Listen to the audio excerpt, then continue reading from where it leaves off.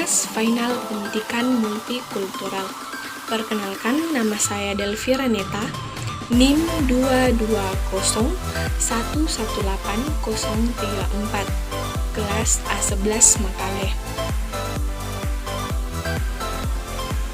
Di sini saya akan menjelaskan mengenai metode dan media pembelajaran multikultural di SD.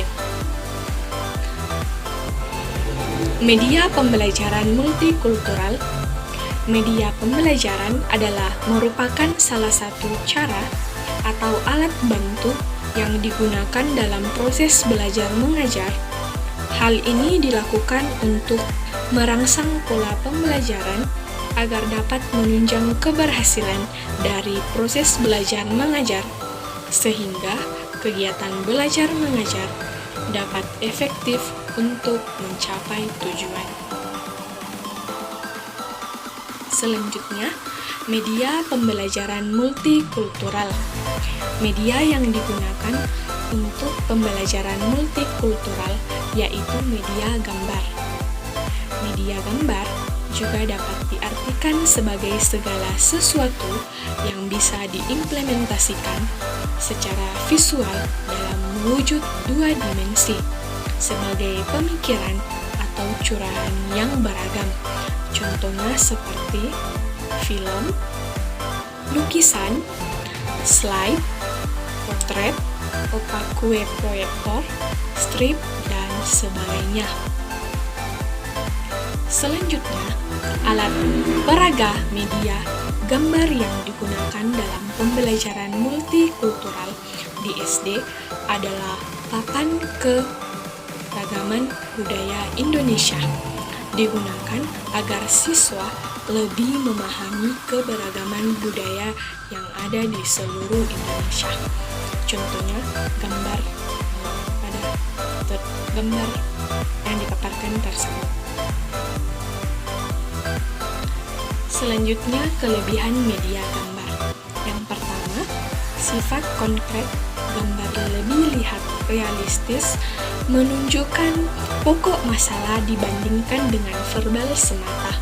Yang kedua, gambar mampu mengatasi batasan lokasi dan ketika tak seluruh benda objek atau peristiwa sanggup dibawa ke kelas dan tak selalu sanggup anak-anak dibawa ke objek atau peristiwa tersebut.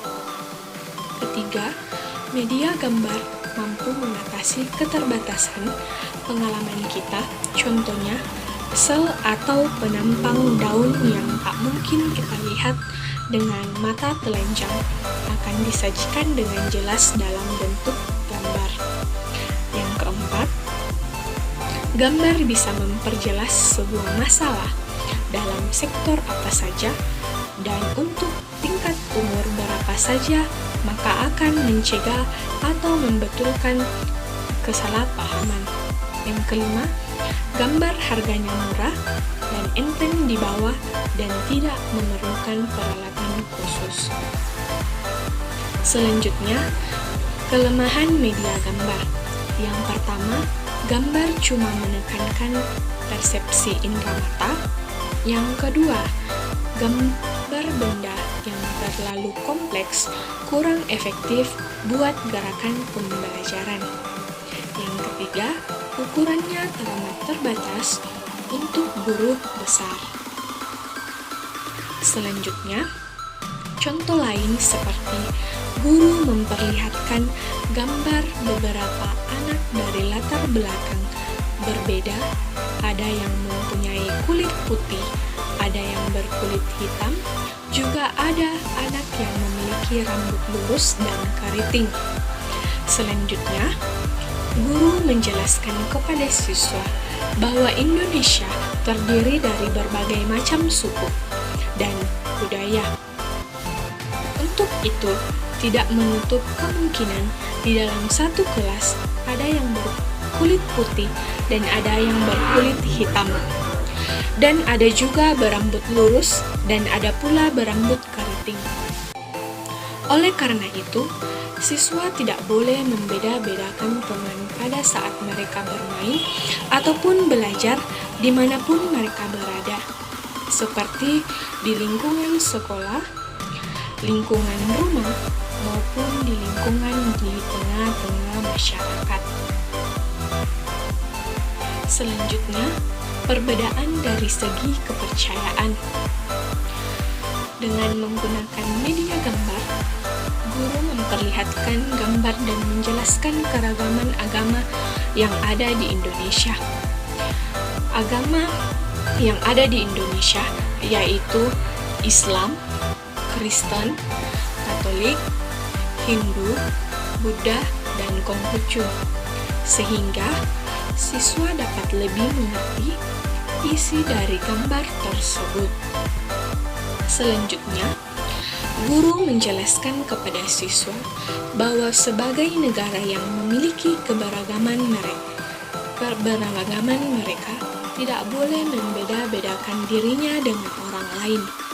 Dengan begitu, siswa akan lebih paham dan tidak sekedar paham, tetapi mampu untuk menghargai perbedaan-perbedaan yang ada pada dirinya dengan orang lain dan dapat menghargai perbedaan dirinya di tengah-tengah kemajemukan orang di sekitarnya, seperti di sekolah, di rumah, maupun di masyarakat. Selanjutnya, metode pembelajaran multikultural. Yang pertama, metode kontribusi. Metode ini diterapkan dengan mengajak pembelajar berpartisipasi dalam memahami dan mengapresiasi kultur lain yang berbeda dengan dirinya. Yang kedua, metode pengayaan. Nah, metode ini memperkaya kurikulum dengan literatur dari atau tentang masyarakat yang berbeda kultur, etnis, atau agamanya. Yang ketiga, metode transformatif. Nah, metode ini secara fundamental perbedaan dengan dua metode sebelumnya. Metode ini memungkinkan peserta didik melihat konsep-konsep dari sejumlah perspektif budaya, etnik, dan agama secara kritis. Yang keempat, metode pembuatan keputusan dan aksi sosial. Nah, metode ini mengintegrasikan metode transformasi dengan aktivitas nyata di masyarakat yang pada gilirannya bisa terdampak terjadinya perubahan sosial. Nah, selanjutnya, alasan saya memilih metode transformatif karena metode ini dapat mengubah struktur kurikulum dan memberanikan pembelajar untuk memahami isu dan persoalan dari beberapa perspektif etnik dan agama tertentu. Misalnya, pembahasan makanan halal dari agama atau kebudayaan tertentu berpotensi menimbulkan konflik dalam masyarakat. Metode ini menuntut peserta didik mengelola pemikiran kritis dan menjadikan prinsip kebinekaan sebagai premis dasarnya. Selanjutnya, tujuan utama pendidikan multikultural adalah untuk merestruksikan sekolah sehingga semua siswa memperoleh pengetahuan, sikap, dan keahlian yang dibutuhkan dalam memfungsikan bangsa dan dunia secara etnis dan ras berbeda-beda.